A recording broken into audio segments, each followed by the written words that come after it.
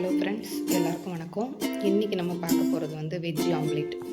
வீட்டில் மாலை போட்டிருக்காங்க, ஒரு ஆம்லேட் கூட பசங்களுக்கு போட்டு கொடுக்க முடியல, என்னடா செய்கிறதுன்னு தெரியலையே அப்படின்ற மாதிரி டைமில் இது வந்து செஞ்சு கொடுக்கலாம், ஈஸியாக இருக்கும். இது வந்து பாசிப்பயிறு, இது உடச்ச பாசிப்பயிறு. இந்த பாசிப்பயிரை வந்து நான் ஊற வச்சு ஒரு 2 மணி நேரம் ஊற வச்சுருக்கேன். ஊற வச்சுட்டு எடுத்து கழுவி க்ளீன் பண்ணி வச்சுருக்கேன். இதில் தண்ணி இல்லாமல் கொஞ்சம் ஃபில்டர் பண்ணி வச்சுக்கணும். அதுக்கப்புறம் இது வந்து மிளகு ஜீரக பொடி, அப்புறம் சின்ன வெங்காயம் பொடி பொடியாக நறுக்கி வச்சுருக்கேன், பச்சை மிளகா, உப்பு, மஞ்சத்தூள்.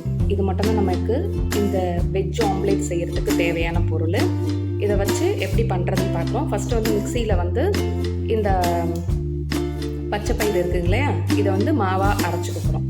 தோசை மாவு பதத்துக்கு அரைச்சிக்கிட்டு அதுக்கப்புறமே வெங்காயம், பச்சை மிளகா, கொஞ்சம் மஞ்சத்தூள், உப்பு, பெப்பர், ஜீரகத்தூள், இது எல்லாத்தையும் என்ன பண்ண போகிறோம், மிக்ஸ் பண்ணிவிட்டு நம்ம ஆம்லேட்டை போட்டு எடுத்தோன்னா நம்மளோட வெஜ் ஆம்லேட் வந்து ரெடி ஆகிடும். கொஞ்சமாக தண்ணி விட்டு இங்கே பார்த்தீங்கன்னா இந்த மாதிரி பதத்துக்கு நான் அரைச்சி வச்சுருக்கேன். அது பச்சை பயிரை, வெறும் பச்சை பயிறு மட்டும் தான், அதில் வேறு எதுவுமே ஆட் பண்ணக்கூடாது. வெறும் பச்சை பயிறு இந்த மாதிரி கன்சிஸ்டன்சிக்கு கொஞ்சம் அரைச்சி எடுத்து வச்சுக்கோங்க. இப்போ இதில் வந்து நம்ம பெப்பர் பவுட்ரு,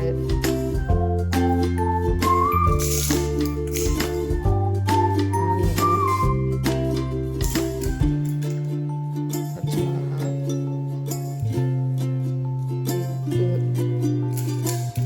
மஞ்சத்தூள், இது எல்லாமே போட்டேன்.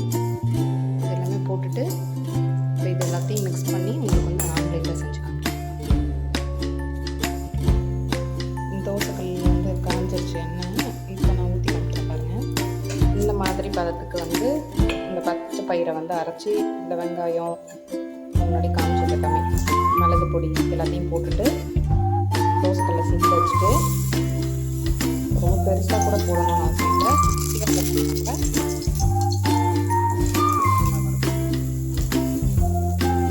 நிச்சயமாக அவங்களால ஃபைண்ட் அவுட்டே பண்ணவே முடியாது. இது வந்து பச்சை பயிர் ஆம்லேட் இருக்குது. டிட்டோ அப்படியே எக் ஆம்லேட்டோட டேஸ்ட்லேயே இருக்கும். செகண்ட் சைடும் திருப்பி போட்டிருக்கேன். பார்த்தீங்கன்னா உங்களுக்கு அந்த கலரும் அப்படியே நம்ம ஆம்லேட் போட்ட கலர் மாதிரியே வருது. பெருசாக கூட ஊற்றிக்கலாம், இன்னும் கொஞ்சம் தண்ணி ஊற்றி ஊற்றுற மாதிரி இருக்கும். இவ்வளோ பெருசு இருந்தால் கூட போதும்.